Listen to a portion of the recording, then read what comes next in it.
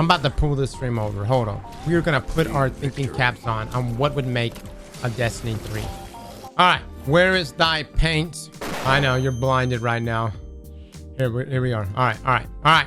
What features for D3? If we were to sit down and throw our thinking caps together, what are the features that you would want to see in a D3? Bullet points only.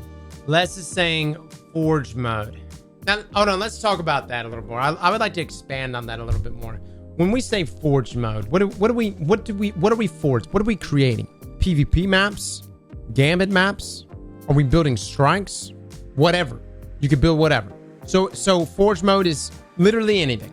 In this Forge mode, would it be like Minecraft where you can invite people to play on your created world? Could I, for instance, on a map of my creation, could I place 10 rocks that randomly walk around and will shit on you? Like, are we going the direction of like Minecraft where I can place 15 rocks and 20 Kaidos and they can sit there and just beat the piss out of each other? Because that's wild.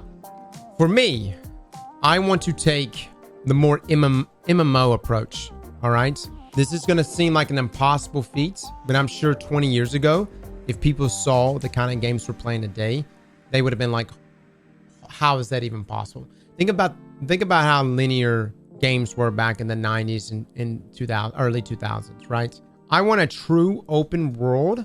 And by open world, I want to jump in my ship and literally fly around an entire planet. So think No Man's Sky, where you could still have your Sparrow to get around inside of, cities and stuff like that. But you can, if you want to hop from one area to another, you literally just jump in your ship and take off.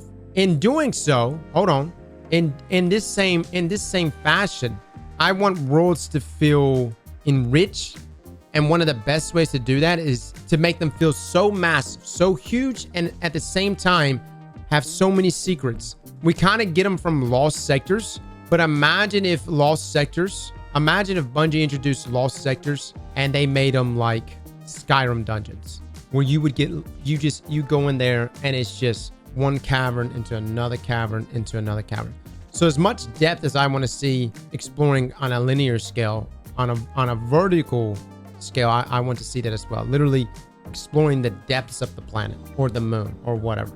I don't know if this would ever work, but like, I think Skyrim. And now here's the other side of things. We're talking about this, but this may be an impossible feat because at the end of the day, Skyrim's a single player game. No Man's Sky is a single player game, right? To me, what I love about open world games is how seamless they are. All right. I like the ability to go from one end to the map to the other and it be a journey. Clan Wars, and there's cosmetic rewards tied to it, like shaders and embarks. You're thinking too small, Les. You're thinking, this is motherfucking Wishlist, everybody. Motherfucking Wishlist. Y'all are thinking like a D2 player. This is what would you want as the most majestic game possible? The ultimate Destiny game. Clan-owned towers. Now you see the towers completely around the city. You can see the banner of your clan on that tower. And the towers literally change depending on how esteemed your clan is. Whether that's, completing, I don't know, various tasks, having really good players, I don't know, beating other clans and clan wars. A lot of different areas you can go with that. More than 3 subclasses? What are you talking about? We have so many subclasses. More than 3 classes. So something other than a Warlock, Hunter, and Titan? I'm going to take this a step further. An actual separation between darkness and light with open world PvP and PvE. I guess you could do PvEVP. But on this again on this open world, whatever it may be, maybe it's maybe it's just a specific area, maybe it's something like Dark Zone style, you know what I mean? But you have substantial world bosses and you have a decision to make.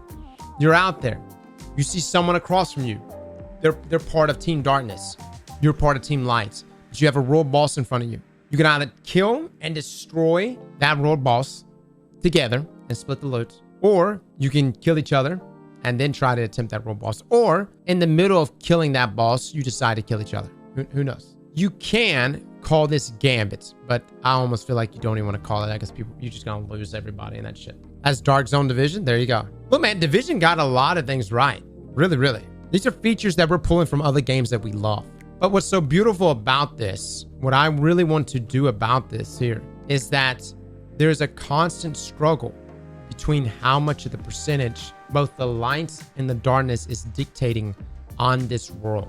And depending on how many is killing of the other, that percentage will shift. And you get benefits for having majority control of that planet.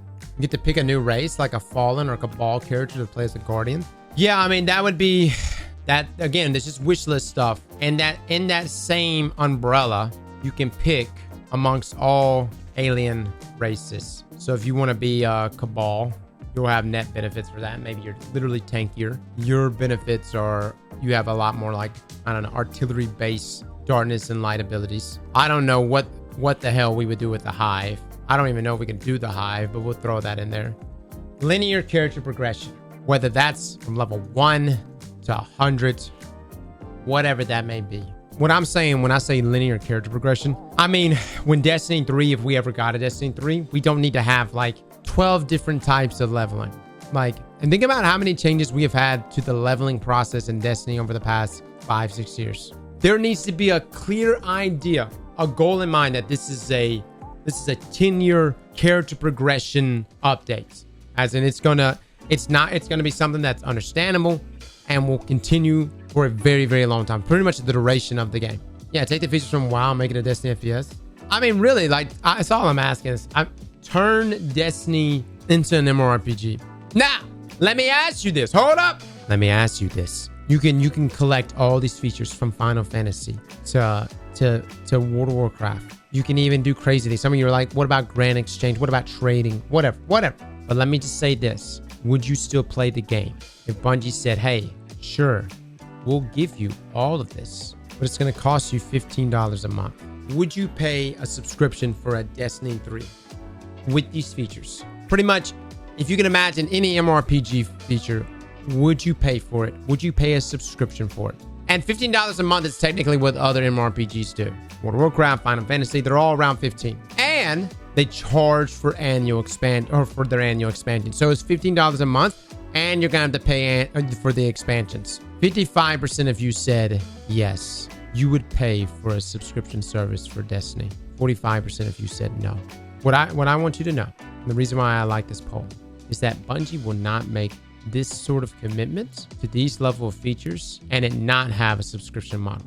Therefore, unless that poll, and this is just a poll here in our stream, but unless that poll was 90% or more on the yes side, Bungie would never pull the trigger on something like this. So what I'm trying to say is what you have in D2 is probably what you're always going to have for Destiny. That's all I'm gonna say on that front, guys. No more.